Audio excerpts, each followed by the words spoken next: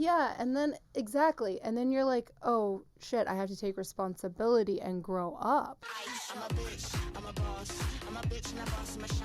What's up, guys? I'm Tori, and you are listening to or watching the Bossed Up Bible. Thank you guys for tuning in today.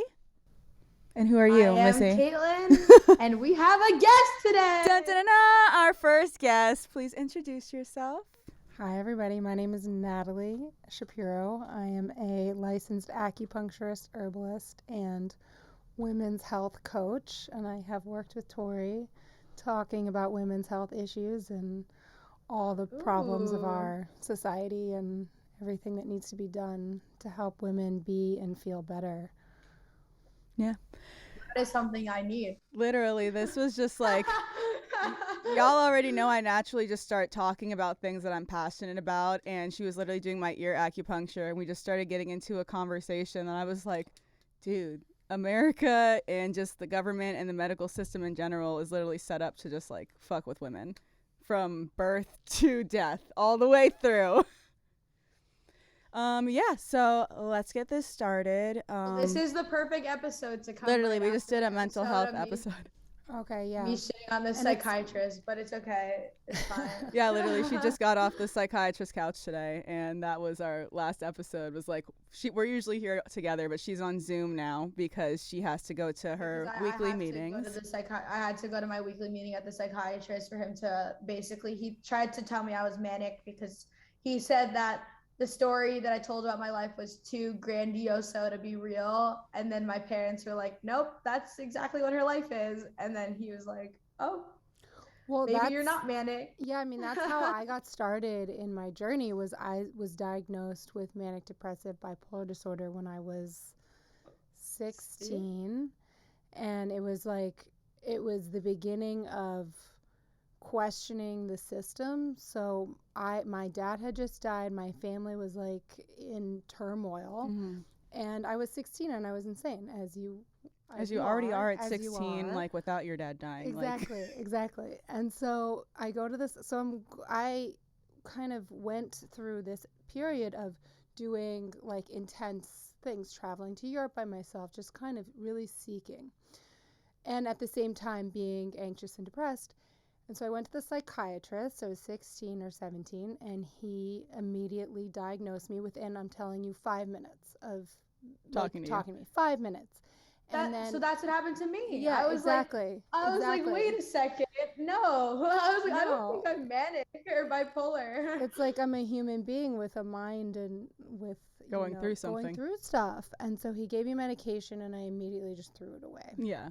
And then that was really what started my journey of like alternative medicine and learning how to heal myself. And I feel like there's this, that women are, not only women, I mean men too, that's a different podcast episode. No, seriously. Mental health is a real issue too. Like, I don't want to just focus on women, but women are like boxed in, and like the term hysteria comes from the word for uterus, which is hysterical. Like that's hysterectomy, like that's the word for uterus. So women traditionally in the medical society have been seen as crazy immediately. And so that's what I felt when I was a teenager. And like, it's bad. I'm like, oh, you're a woman with complex emotions, and let's medicate you. Exactly. Let's just put some chemicals in your brain to make you not crazy anymore, instead of dealing with the emotions that you're actually going through that are making you want to escape reality. Exactly. I was going to say that's very interesting because so for me, my background is like my whole family is like in the medical field, and for a long time like everyone kind of refused to, like, I don't know, I think it was more of like nobody really saw me enough to like, you know, understand like what was going on. And I did a lot of seeking too. I remember I got really depressed when I went abroad. And I feel like, and I literally dropped off the face of the earth. I deleted all my social media, changed my phone number, like crazy behavior, ghosted. And I guess even this past year, I've been seeking a lot. I've been hiding. I've been in a different state every 2 weeks. And I think also for me, because beforehand I refused to see a psychiatrist or something like that because I didn't want to be medicated, and I didn't want somebody to like label me in a box. I did a lot of like I read a lot. I read a lot, and I became very spiritual. I like went through my whole like spiritual awakening in 2017, and I did a lot of like learning about myself. And I had a shaman spiritual healer, and it was actually funny because I told that to my psychiatrist today, and he was like, so you're trying to tell me you've never seen a real therapist or something? And I was like, listen, I'm a human. I said the same thing. I'm a human being, and I want to be seen as a human being. And I felt like seeing a spiritual healer sees me as a human being opposed to seeing me as a patient. Yeah. To be sold something to. Exactly. That's just my thing, is like, I always think about the bottom line is like, who's financially benefiting from this situation. And when you think about mental health, it's like the most quiet thing that no one really wants to talk about because everyone's embarrassed, which really leaves it kind of open and exposed for people suggesting things. And like a lot of times, like, think about it. If you want to try something new, you ask your friends about it. And you ask people that are in your circle if they trust it. But if it's something that you don't want to talk about and you don't want to be open about, you wind up on lithium and you wind up on just these Xanax and random things that, because you don't want to tell someone, oh, I'm depressed, or oh, I have anxiety, because it automatically, like, it has the stereotype in the world of that you're weak, or that like you can't do things as well as someone else, or like you're not strong at the end of the day. So you're like, I'm not going to tell people about that. I'm just going to deal with this on my own. But then you miss that whole like screening period of like, oh, I talked to my friend and she says she tried lithium like 2 years ago. It made her nauseous and it didn't help anything. Like that's a conversation that isn't even had because no one's being open enough to have the mental health conversation. Or the conversation to not even go on the drugs, period. I mean, like, you're kind of watching that happen with vaccinations right now, and people actually standing up and saying, like, hold on, like, these are chemicals you're trying to put into my body. Have you fully tested these, and why? Like, and I feel like it's probably one of the first times that society is, like, doing a strong push against modern day medicine and, like, the pharmaceutical business in general. Like, there's always been kind of like small pushes and they like chalk it up to liberals and like people that just wanted like smoke weed and shit. But like, that's how weed started being pushed, was medically, because they were giving it to cancer patients to make them be able to eat and not have pain in their body. So if you can give it to cancer patients, how are you telling me that it's not like helping the regular general population of people that don't have cancer? Well, yeah, and if you look at the opiate crisis and everything that's happening there, and similarly, the opiate crisis is horrifying. Yeah, and it describes exactly what you're talking about. This like complete focus on money and the bottom line. While I mean, there was just an article that just came out about CVS, Walgreens, all these mainstream pharmacies that all offer free vaccinations and free COVID testing. And they also like doled out opiates and got everyone addicted to freaking heroin. And like, and now that's also happening with Adderall. It's like, what? That's meth. It's meth. Exactly. Like, you can call it whatever you want. That's meth, amphetamine. Exactly. And it's easy to get people addicted. And I think what needs to be understood and questioned is what's the underlying mental health problem behind pain, behind lack of concentration. Like, there's a bigger issue at play as to like what's happening to our minds from 8 years old onward, and why are kids depressed, can't concentrate, completely all over the place, wreaking havoc. It's not because they have an opiate. Cut out. I can't hear. Oh, you can't hear? I actually, okay, so we had some technical difficulties. Caitlin no longer has headphones, but we're diving back in. I actually have a question for you, Kate. Are you going to take Adderall every day like they want you to, or? I don't think so. That's my thing. I'm like, I was literally just saying to her, I'm like, how do you go into somewhere and you say, yo, my issue was I abused Adderall and it made me depressed and all these other things, and I was using it as a coping mechanism, and they're like, you know what we should do? Prescribe you Adderall. That's the solution to what's happening. But it was the weirdest thing too, because actually I kind of explained it like that, where I was like, and I told this to my dad because my dad's a doctor too. I was like, is there any way you could prescribe me Adderall like as needed? You know, I was like, because the thing is, I don't need it every day. I just need it when I need to work. However, like, you know what I mean? Like, I'm telling you now that I definitely buy it from my friends when I need it, you know? Mm-hmm.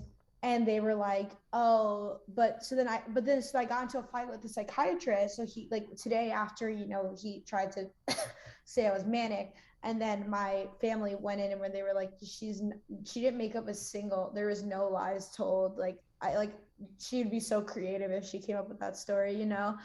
And like, they were like, that's a different story if she just made that one up, you know? But basically, like, he was like, what were you taking? When I was taking it, I was like, I mean, like, I definitely, like, was, you know, taking, I was like, I don't like XRs. I was like, I like IR Adderalls. I was like, he's like, is your come down bad? And I'm like, no. And he was like, okay, so I want you to Well, take I them mean, every you would week. sleep for like 4 days straight, so Well, that's that's what I not the said. best. So I Come so down. I said, well, no. So I said I would take it.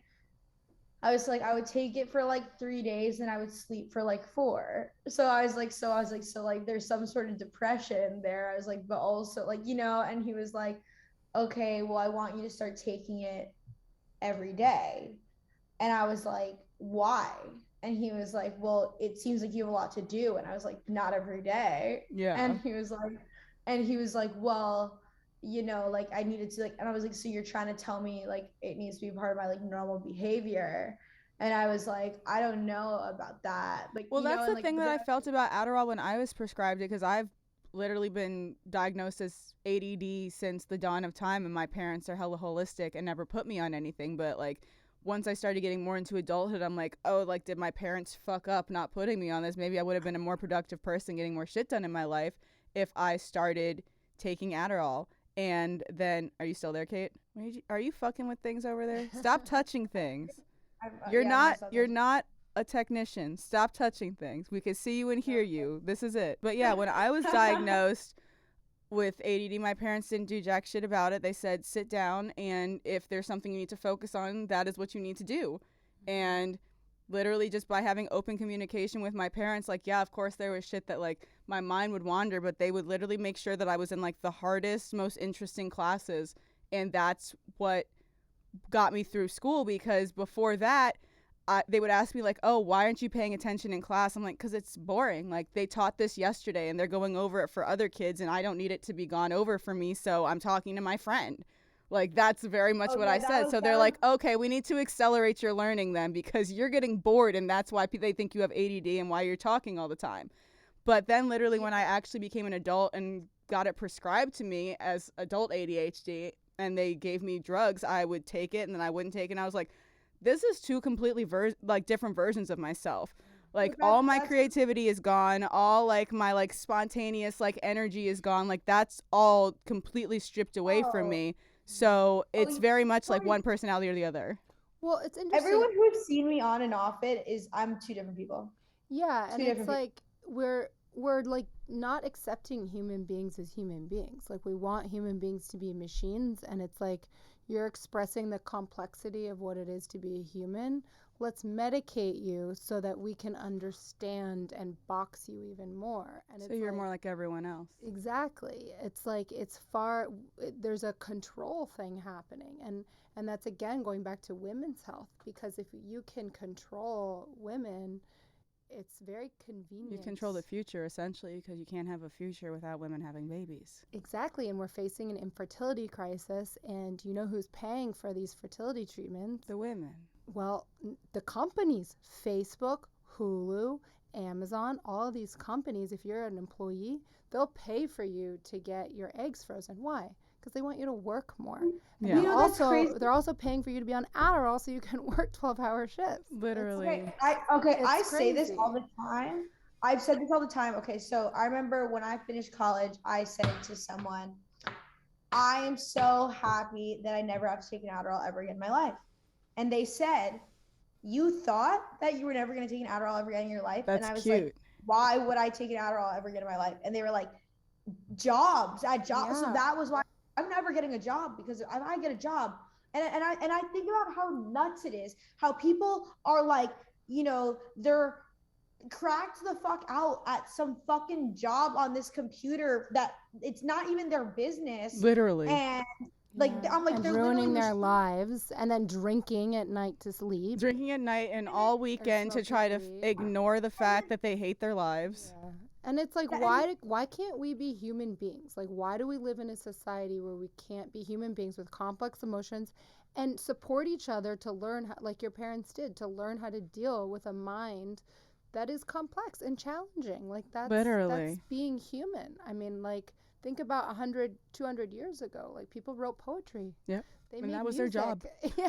What do you do? I'm a poet. I am the town poet. Like, literally, that's what you did. And that's how you dealt with complex shit. You didn't take a drug. You actually, like, traveled and did stuff. Well, I'm very curious because you got diagnosed as well with the same thing and prescribed. Did you take the Adderall and, like, the drugs that they had prescribed to you? So I got addicted to Adderall up until college, and I had to leave college in my sophomore year because this is like very personal, but whatever.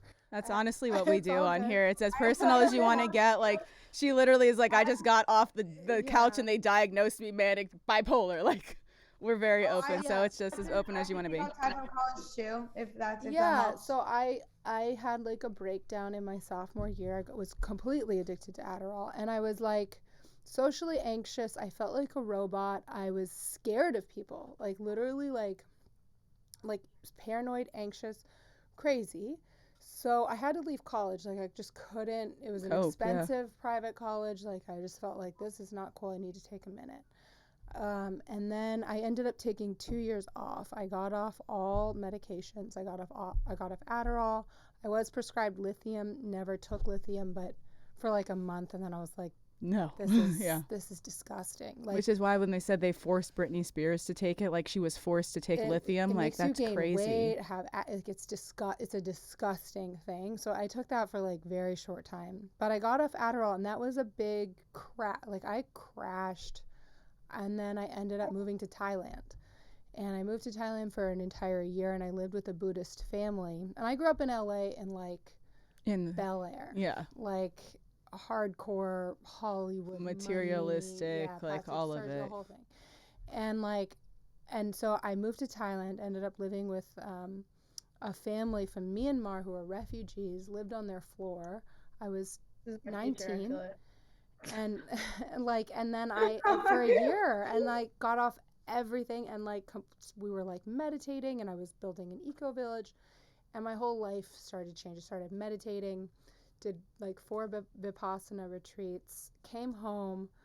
A lot of different things happened with my mental health. Ultimately ended up going back to college in upstate New York, did my senior thesis on schizophrenia and spirituality. Ended up oh my god, that's crazy, is because I have something to say on that when you finish. Because what happened was, at a Vipassana meditation center, I met a woman who, her mom was schizophrenic and committed suicide, but my friend who I met, who's still a friend, she was born in a mental hospital.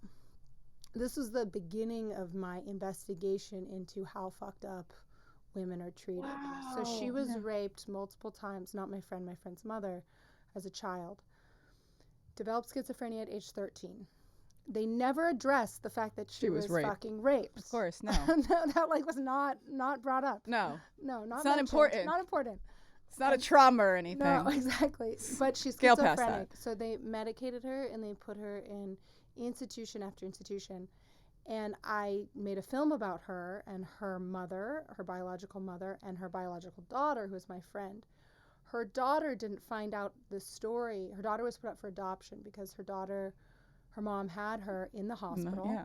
She was given up for adoption, raised with a family in Missouri, and when she was 13, her mother committed suicide, and she found out the whole story.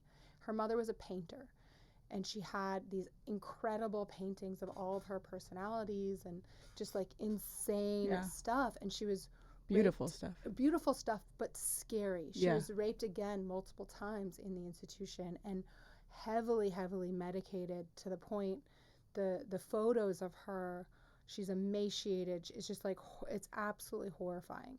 So I ended up following her biological mother, who's a therapist, and her daughter around for a year to do my senior thesis after everything I went through, which is like sort of what you were going through, is like you're I have a really diagnosed. good story about this after you say it. Yeah, and so it's just like this realization, like that, making that film, I was like, oh my God, like You saw it firsthand. Yeah, this is what's going on. And my friend started to develop symptoms of depression and different things. And my friend, like this gorgeous, like supermodel looking woman, but her self-image Is not that. And like it almost was like even worse that she was beautiful, because what was inside was not. And like, not that she wasn't beautiful inside, she didn't feel it. Yeah.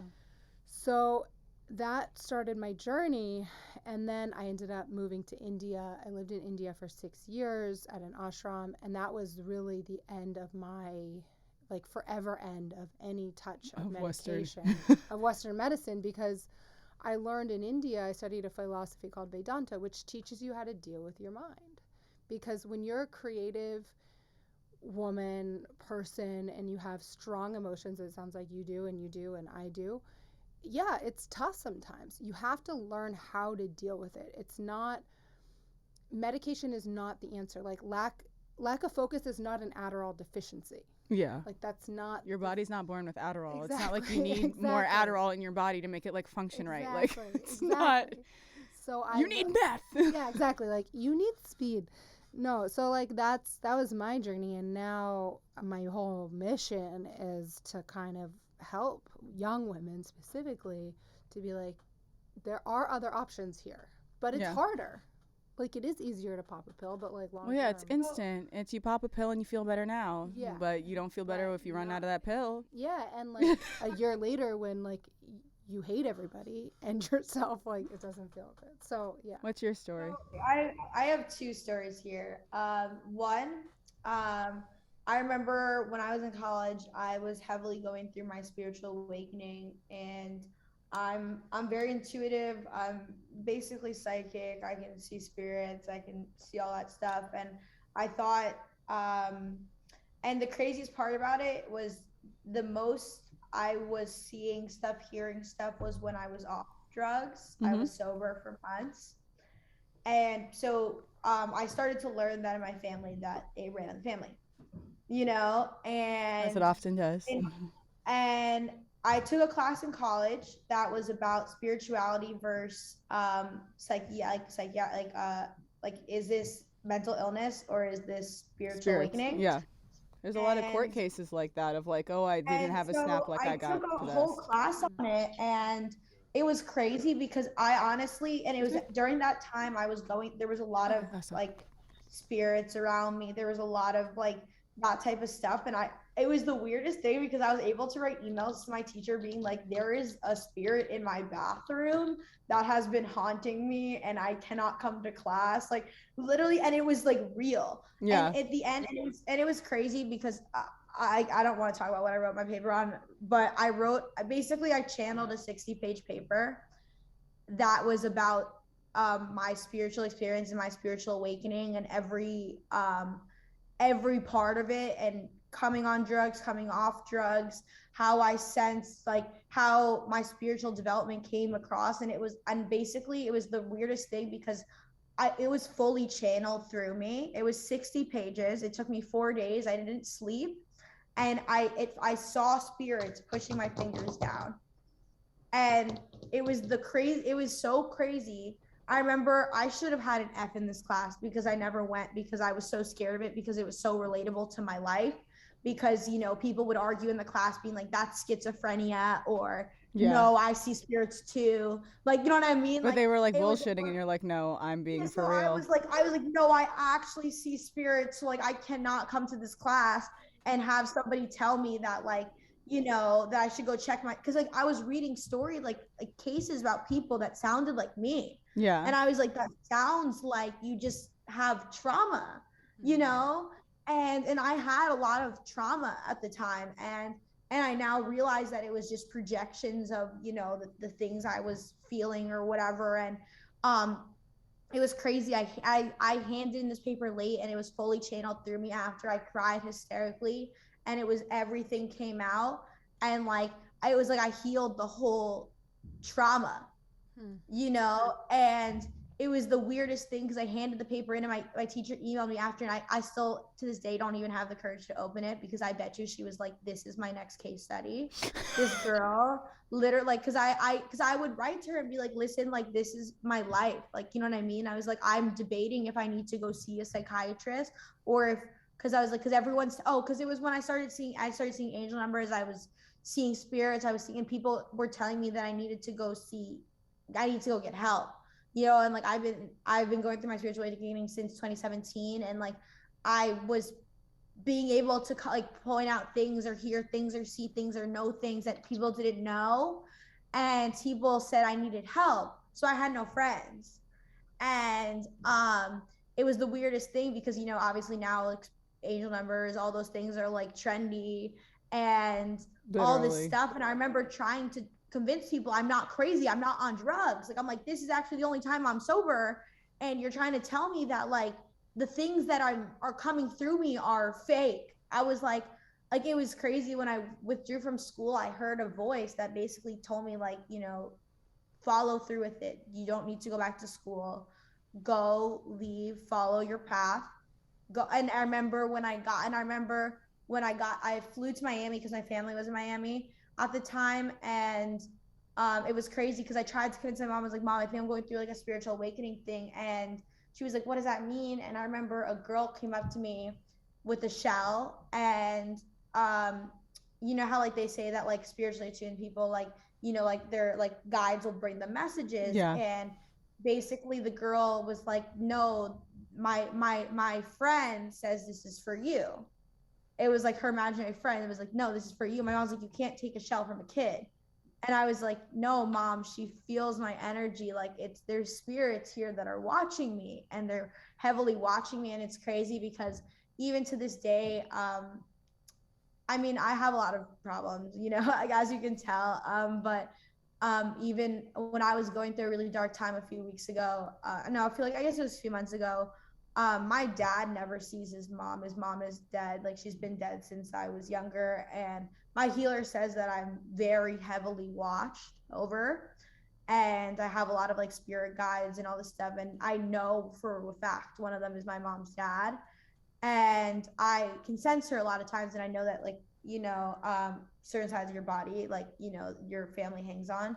But I am one day I was going through one of my like darkest periods. Like, Tori, this was like right after Wolf ended. Oh, I um know you were going through it during that but period. but my dad's mom never really comes to my dad, and my dad's mom showed up to my dad and said, tell Caitlin she's gonna be okay. And my dad called me and was like, I don't know if you know this, but my mom doesn't really come through to me as much as, and he's like, and I know I don't believe in that stuff as much as you do. He was like, but she came through to me to tell me that you're going to be okay, and that you like that you're. And also when I first moved to LA, same thing. I had a problem where I was like, I didn't know if I was going to be financially supported, and she woke me up in my sleep and said, don't worry, you'll be financially supported. And I told my dad this. My dad cried because my dad hasn't seen his mom because she died right before I was born. So it's like really weird how like those things like kind of happen, because I know like, especially in those cases, people want to diagnose you with something really fast. Yeah. Where people were like, you were hearing voices, you're Well, that's at the end of the schizophrenic. day what they go to school for, is they go to school not necessarily to help you. They go to school to figure out which box you fall into and what drug they're supposed to give you because you fall into that box, and how much dosage based on your weight and your height and all these other things that have nothing to do with the actual emotion and feelings you have behind why you are this way, you know? So then also it's funny because, since I went through spiritual healing and like I worked with my shaman for like 6 months, it's he was like, technically you are like, I am also trained to be a shaman, and basically I've been teaching my family, how to heal themselves holistically too. And it's been very hard being home because I've been explaining to my parents, you treat me this way because you were treated this way. Yeah. You don't know better, and that's okay. But Well, if let's get some sometimes, awareness now. yes, Yeah. like I was like, let's be aware that, you know, I feel a certain way because that is what was ancestrally passed on, you Yeah. know, or I treat people a certain way because of that. Well, it's You also a know, very hard conversation to have with someone if they don't believe in anything like manifestation, spiritual affirmation, like there's a higher purpose, law of attraction type thing. Like to try to explain to someone, you behave this way because of trauma, and this is how it's affecting me, and your mom treated you this way, and this is probably something that is in our bloodline, and I'm here now to break this generational curse. Like, how do you not then commit someone to a psych ward? You know, generational curse. What type of fucking Salem witch trial shit are you talking about? Like, you're getting strapped down in a mental facility. That's just, Which is I feel what like was what actually happens. yeah, this is what happened. How are you relating now to seeing a psychiatrist and this current? so I talked about this in our last episode. I only saw him twice, and it was a very first experience. Like I said, I think he thought I over dramatized my whole story. Today was my second experience, and when he said to me that it sounded like I made it all up, I I texted Tori say like I was crying hysterically because I was like because even the first time when he said that I was probably bipolar or manic, I called my sister and I hadn't talked to my sister in like months and was like, "Am I bipolar or manic?" Like, Like, you're a you know what I mean? doctor. Like, cause like my sister just went through like my sister's in her fourth year of med school. My dad is a doctor. My grandparents are doctors. Like, but my sister she's just went through her like rotations, and I was like, "Am I bipolar or manic? Like, can you tell me?" You know? And she was like, no, you know what I mean? She's like, you probably have ADHD, but like I don't think you're bipolar or manic. Like, you know, you don't have any symptoms of bipolar or manic. Like, the fact that they kind of jumped to that conclusion is a little weird, you know? And so like last week he kind of told me that I was a very complex case. And I was like, what's complex about the fact that I just can't focus sometimes? You know what I mean? And I Yeah. was like, and that I have a lot of responsibilities. Like, that was kind of what the point of it was. I was like, I run like all these businesses, and there's a lot of pressure on me, and like I just need Adderall as prescribed so I don't have to buy it from, you know, whatever. Or I don't know, because I think it was the point is like, actually, because I've told my parents that I see a spiritual healer, right? And I like paid for it, and like I, you know, and basically they didn't believe that was like, once they realized that I needed help, they were like, spiritual healers not enough, like we need to go get you like, you know, a psychiatrist or whatever, you know what I mean? So I finally like, so the thing is, I've been asking for help since I was 14, and I'm 24 years old now. My parents have never helped me. So um when they offered that support, I finally was like, okay, you know, like, okay, if this is your way of supporting me, I'll take that support. So today when I went to the doctor, literally it was one of those things like, you know, he thought I was making it all up. And then my family like had to go talk to them. They were like, nope, that definitely is all real. Like, you know, they're like, no, that's exactly what happened. And they explained my story again, and they backed me up, and I ended up leaving obviously with an Adderall prescription for, you know, to take it every day. And then he's like, well, we'll have to see you in 2 weeks and follow up. But it was like a weird thing because I texted my cousin who also um, is on a lot of medications, right? And I text him saying, I fucking hate the psychiatrist, right? And he goes, yeah, psychiatrists have no empathy. Mm-hmm. And I said, because I said the same thing to him, because I said, you know, it really bothers me that you have no empathy. Like, I haven't seen a psychiatrist before because, you know, I would like to be seen as a human being and not as a number or somebody that you could put on a medication. If I can do this without medication, I would love to know that, you Yeah. know. And I made that very clear to my family too, where I was like, if I can do this without medication, I would love that solution, you know. And also, like, because I worked with my healer too, like, so that's the other issue is that you know how you were saying when you came off of Adderall, like, you know, I came off of Adderall multiple times, you know, and it made me extremely unproductive. But there was still a lot of pressure for me to perform, make money, pay my bills, do all these things, and I couldn't admit to my family that Adderall was the reason I was so productive. But You know? there's just a study that came out, and this is a university-done study about Adderall, and they had a placebo group and they had an Adderall group. This is on a film on Netflix that came out about Adderall, and in this study they showed two groups, one taking Adderall, one not. The difference was, so they showed that there's actually no performative difference in the placebo group versus the Adderall group. What they said was the main difference was the people that were taking Adderall believed that they were going to be more productive. It was a belief system, almost like the Adderall gave you this sense that you can do more. So the way to get off medication is to start to believe in your own capacity. Adderall fucks with your self-esteem. It tells you that you cannot be productive without it. That's addiction. That's the mind control piece. So what was interesting was the scientist, she was like, and she's full Western medicine. She's not an Eastern person at all. She's like, it actually doesn't make you more productive. It makes you believe you're more productive. So and the guy who was following her, or the other medical doctor, he was like, that's not a small thing. Like, if a drug can make you believe in yourself, like, that's a multi-million-dollar drug. Yeah. But it makes you stay awake longer. Mm-hmm. It makes you have more like energy, but it doesn't make you focus. So I think this is the issue with women, is like, we are so easy to feel like shit about ourselves. Mm-hmm. It's like somebody says one thing and we're like suddenly like, oh no, I can't. And yeah. It's like, then we're so susceptible to be like, oh, you have something for me to help me? Like, okay. But the question is like, okay, how do you focus and how do you do what you need to do without drugs? Well, you have to actually then do the work of believing in yourself, which is very hard. It's funny that you say that, because actually this past week I've been off everything, right? And besides my occasional weed pen, right? And it was funny because my mood changed completely and I started to believe myself.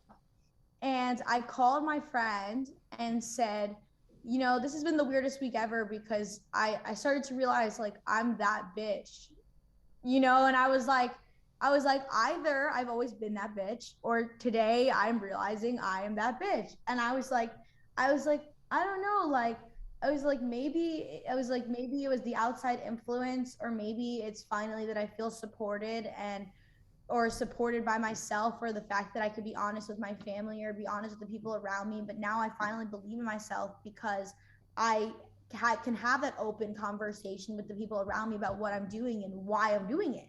Mm-hmm. And I was like, and once I was honest with myself and honest with people around me, I was like, I actually believe in what I'm doing. Mm-hmm. And I was like, and I believe what I'm doing is right. And I think that was my real struggle, was that, like, I knew what I was doing was right, but everyone around me was telling me it was wrong.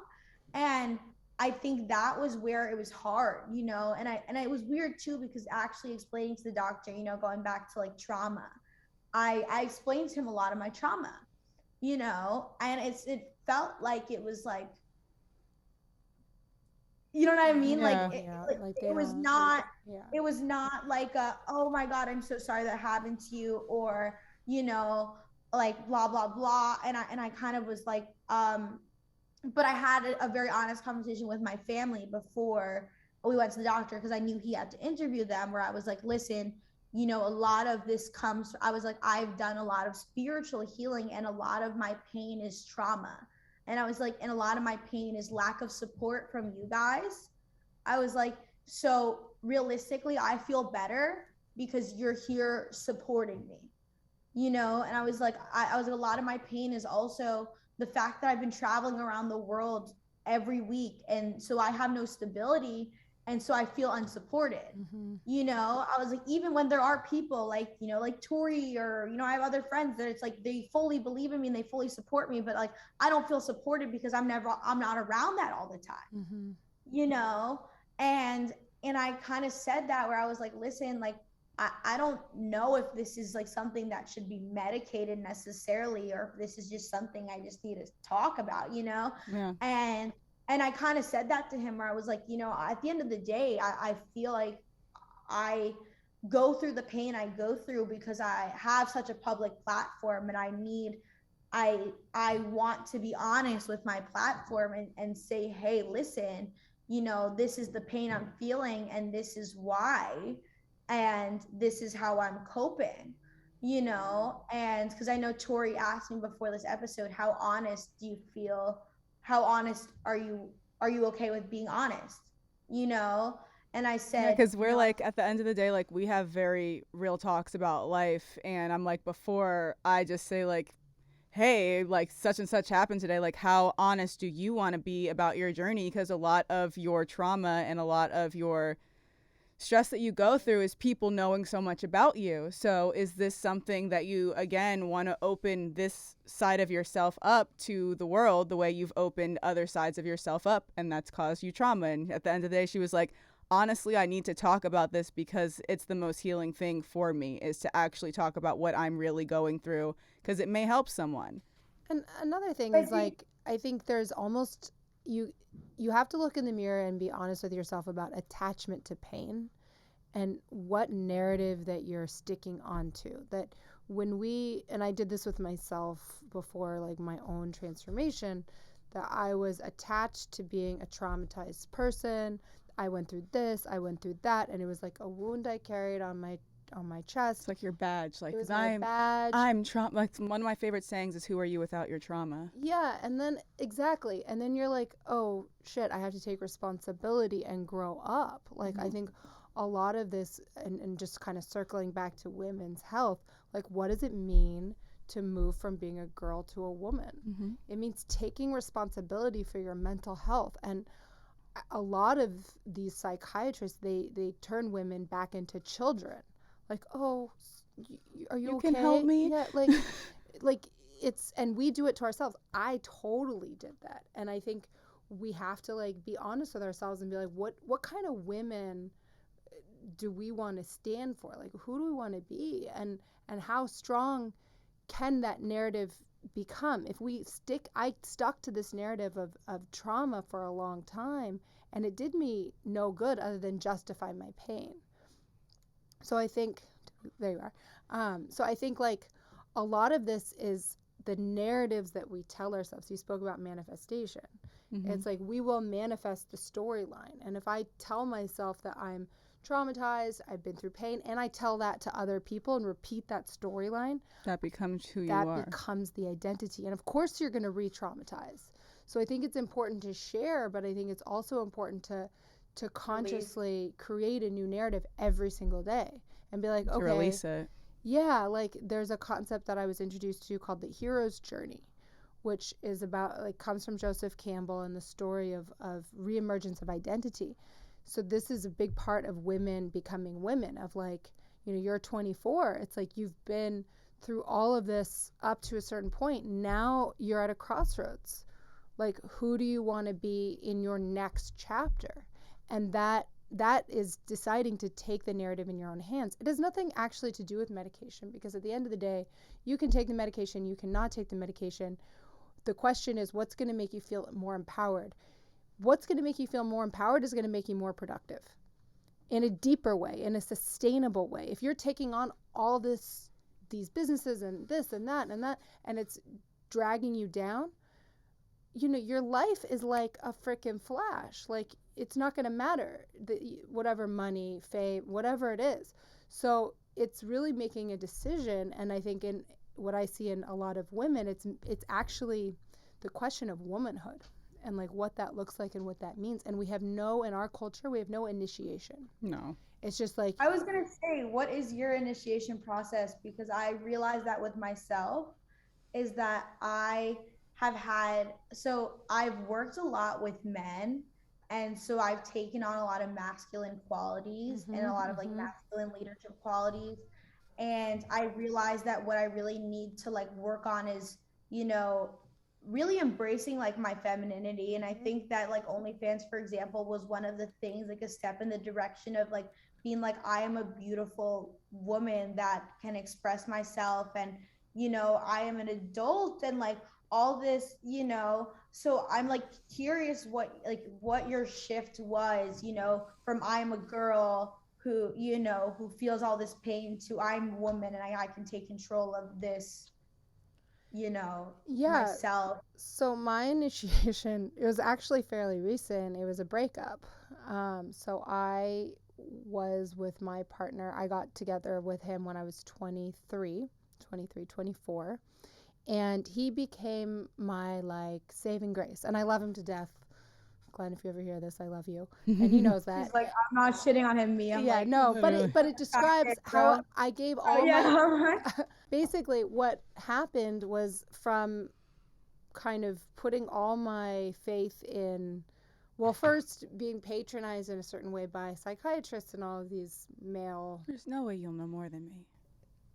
and then kind of like in my love partnership, that became the way that I was given a space to feel safe and feel supported, but it also kind of took away my feminine power, I would say. And then when I decided to leave that relationship for a number of reasons, but that breakup forced me to face myself head on in the mirror. I could no longer go and cry to him. I could no longer, when I was having anxiety, go and lay next to him.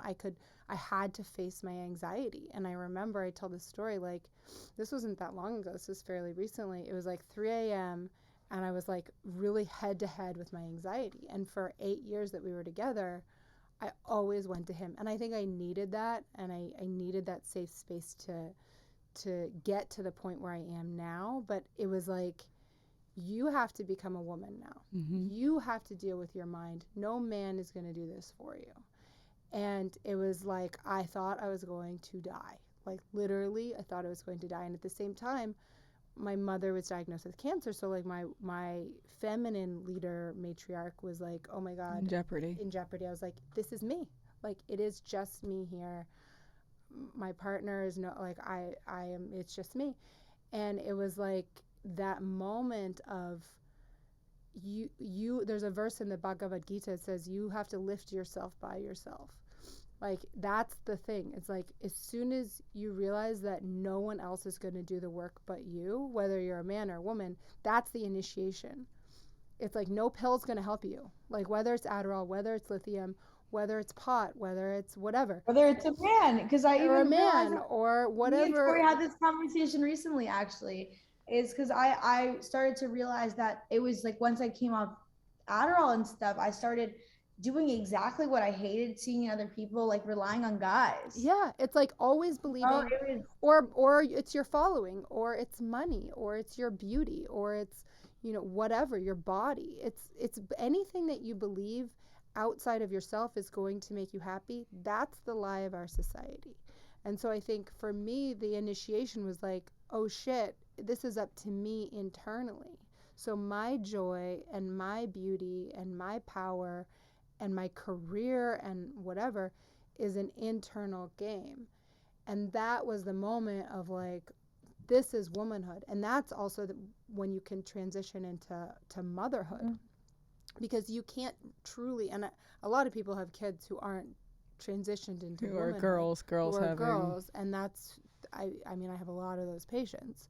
It's not a good situation, because you have the children then taking care of the parents or taking care of the mother. Which that creates a whole different level of trauma in the child. Like my therapist said to me, she was like, you don't want your child to be raised with the job of taking care of you.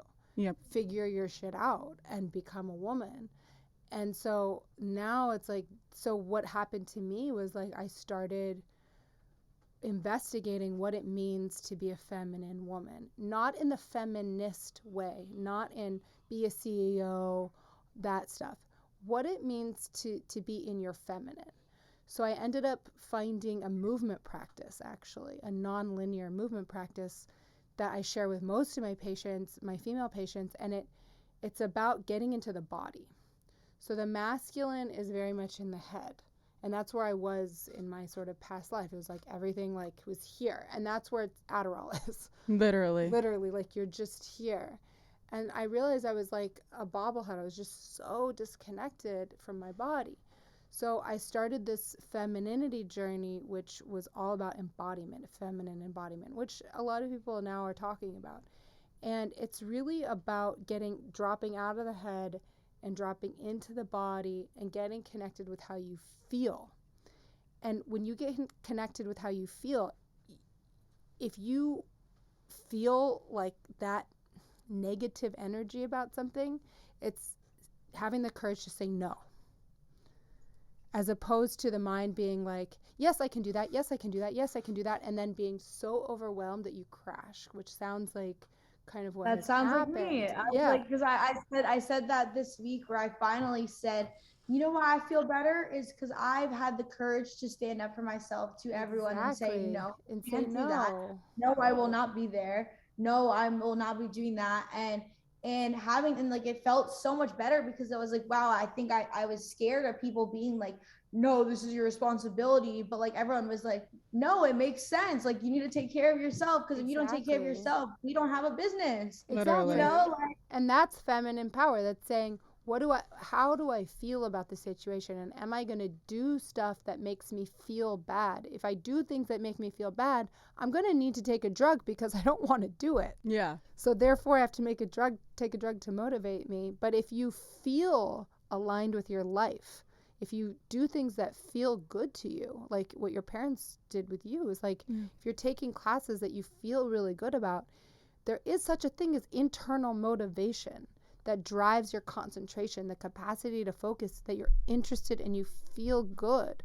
Well, we live in a society that would rather give thousands and thousands of kids something to make them like all the other regular kids rather than figure out what they're actually interested in. Yeah, because that would change society Completely. lot. Well, Oh my I went to a school for high school where literally they said their whole thing was like, if you go back 60 to 100 years, the only thing that will never change are hospitals and classrooms and jails. And they all look the same, and they all are set up Exactly. to basically Everything else we're innovating. exactly to put sheep into society that don't question anything. And I've just never been that type of person, which is why I guess that's how my parents raised me, because that's just never the way I've thought. I've always thought to like question and like, if it doesn't make sense to me, it doesn't make sense, and I'm not doing it until it makes sense to me. So you can either make it make sense to me or accept that I'm not doing it. What does femininity mean to you, and how do you find your feminine power while at the same time running business and doing the masculine stuff? I honestly, at the point that I'm at in my life, there's actually a Britney Spears song for this. It's she goes, "I'm not a girl, not yet a woman, somewhere in between." And I feel like right now, I know I'm definitely not in that girl phase of my life where it's like everything's new and I'm naive and like I'm trying to figure it out and I don't really know who I am yet.